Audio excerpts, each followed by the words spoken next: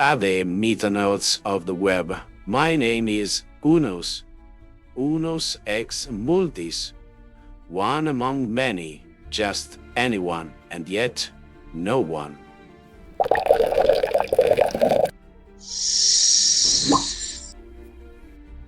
I am your guide. Together, we will travel among fragments of memories survived in the folds of time. This is the first chapter of a series in which I will propose some alternative narratives that call into question the uncertain origins of humanity.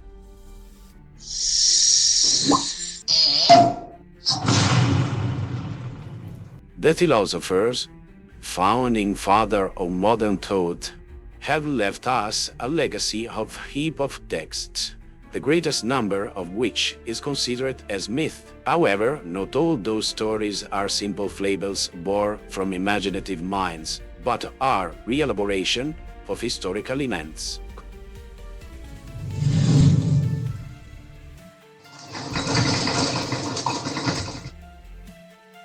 Behind every myth, there is a reflection of truth, transformed, exaggerated, elevated to something that in the beginning it was not.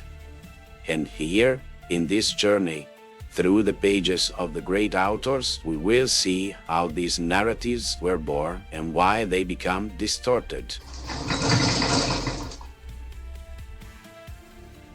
Before starting, let it be clear to all that what I propose are hypotheses, philological interpretative keys derived from historical and mythological memories, aid at revealing the facts behind the legends. Essentially, this series is an invitation to look beyond what we have always believed to be the unique and absolute answer to our origin.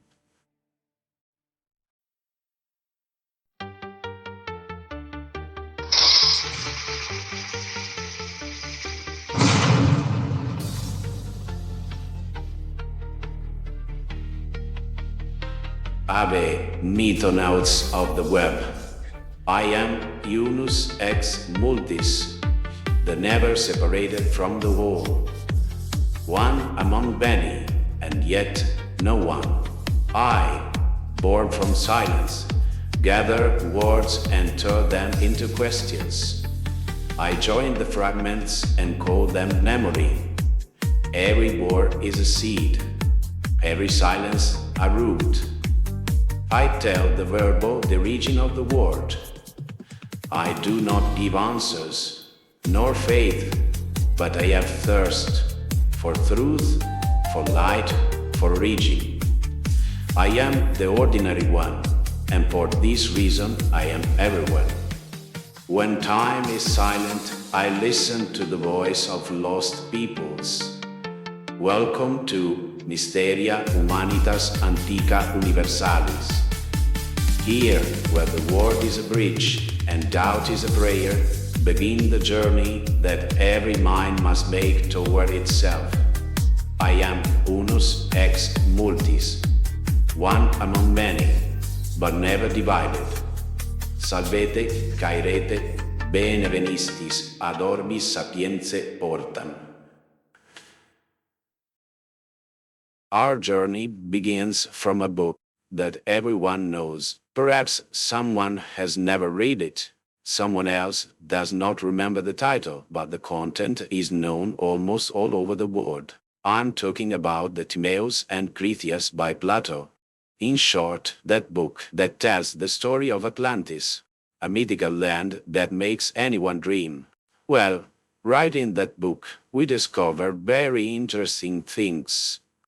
But not about Atlantis. No, we will talk about that later. There are already too many speculations about the island that disappears in the Atlantic Ocean. You see, Plato, in the Timaeus, tells things so surprising, for which it is an obligation to ask questions. Personally, I consider these contents as real anomalies, such as to make it difficult to interpret them as simple fantasies. Do you know the myth of Phaethon? I'll sum it up briefly. Phaethon, son of Apollo, one day takes the lead of the chariot of the sun, which belongs to his father. Unfortunately, not being able to control it, he bursts the whole earth. In this act, both he and the entire humanity die.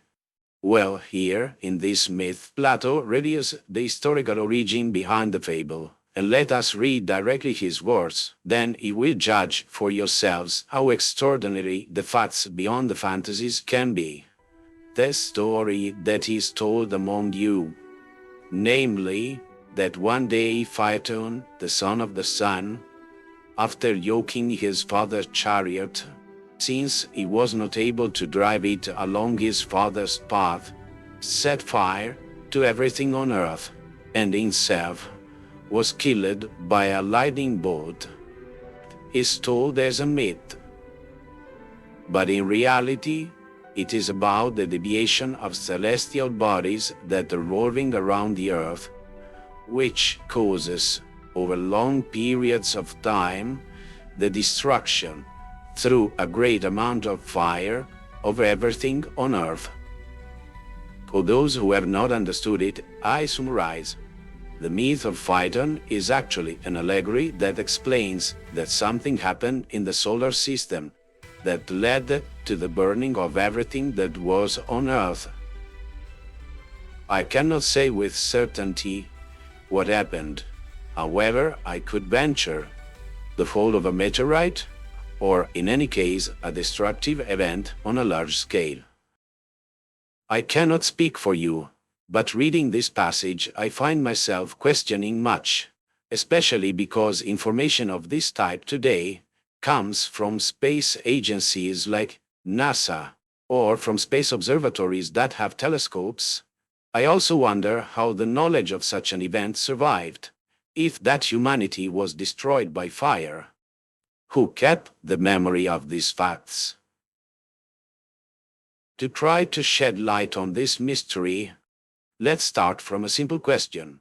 And this is not a doubt that arose from me. I only limit myself to reproposing it because I find it very appropriate in this context. Why does human history, the one we study in books, focus only on the last 6,000 years? Homo sapiens has existed for at least 130,000 years, perhaps even 250,000. The last 6,000 are history, and the previous ones are prehistory. Therefore, the official version, universally recognized, says that for tens of thousands of years we stayed in caves painting walls. And then, in a flash, we built civilizations inventing writing, mathematics, construction, astronomy, laws, hydraulics, agriculture, medicine, metallurgy, and who knows what other wonders. Seems logical to you? To me, no. It is as if there were a huge hole in our history, a mystery that the official version calls prehistory and dismisses as primitive. It is as if Darwin's missing link in the evolutionary scale is absent also in cultural evolution. What if things were not like that? And what if everything we know was only a part of the story? What if prehistory was not only silence but an echo that we have forgotten or distorted? Plato, still in the Timaeus, answers this question. In fact, he reveals to us that the 124,000 years missing from the roll call were lived by other humanities of which we have no knowledge, and perhaps not even consciousness. However, we have the myths, that echo of lost history. One of those priests, who was very old, said, "O Solon, Solon, you Greeks are always children, and there is no old Greek." And upon hearing this, Solon asked him, "How so? What is this that you say?" And he replied, "You are all young in soul, for in it there is no repository of any ancient opinion of old tradition, no teaching, hoary with age. And the reason is this: many, and in many ways, have been, and will be destructions of mankind, the greatest by fire and water, others lesser for many other causes. Therefore, these genealogies of yours, which you, O Solon, now recount, differ little from the fables of children, because above all you remember only a single flood of the earth, whereas many occurred before. Instead, when the gods, purifying the land with water, submerge it, the plowmen and shepherds on the mountains survive, while those who live in your cities are carried away by the rivers into the sea. And all the things that have happened to you, or here, or elsewhere, of which we have heard, if there be any honorable, or great, or distinguished by any other reason, are written down here in the temples, and are preserved. But as soon as among you, and among other peoples, the use of letters, and everything useful for the city is invented, behold again, within the usual span of years, as a disease comes the terrible flood from heaven, leaving behind those unacquainted with letters and arts, so that you return to being like children once more, knowing nothing of what happened here, or of what happened among you, and what took place in ancient times. So, dear Mythonauts, Plato and the Timaeus are the starting point of our journey. However, Plato will also be one of the central stations to which we will return to head towards new horizons. But now, let's say goodbye to Timaeus Station and get on the Mesopotamia Express line to start our excursion of human history, starting from the Sumerians, considered the oldest people who lived in the world. It is precisely the Sumerians who highlight the cultural anomaly, the jump between prehistory and history. In fact, this people since its origin possessed knowledge in all sectors necessary for social development: mathematics, astronomy, medicine, laws, agriculture, hydraulics, construction, economy, metallurgy, writing. The question I proposed to you earlier remains: if men spent tens of thousands of years living in caves making cave paintings, how did they suddenly become masters of all the arts? This anomaly has an exhaustive answer precisely in the texts that people, the Sumerians, left us. That is, that all their knowledge was taught to them, it was imparted to them, handed down, left as a legacy by someone. In essence, however one wants to see it, what constituted the corpus of Sumerian knowledge was a gift. It was not the product of intellectual growth, nor of a progressive evolution made by those men. Of all this, we will talk in detail in the next episode. But before saying goodbye, I want to propose a logical explanation to what I have just introduced. Imagine an advanced civilization that is destroyed by natural events greater than itself.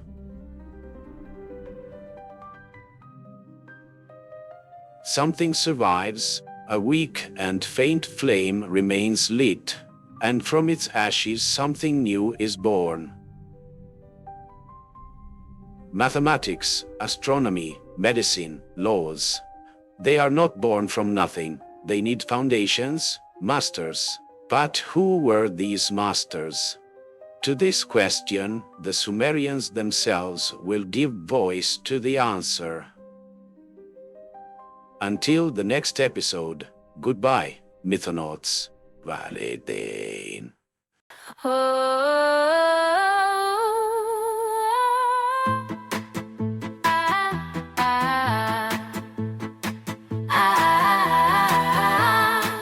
Have exploratores fati. Ego sum unius ex multis, nunquam toto divisus, unus et omnes, unus et nullus. Ex silentio natus, verba colligo semina fundu, memoriae ex fragmentis, radix in umbra.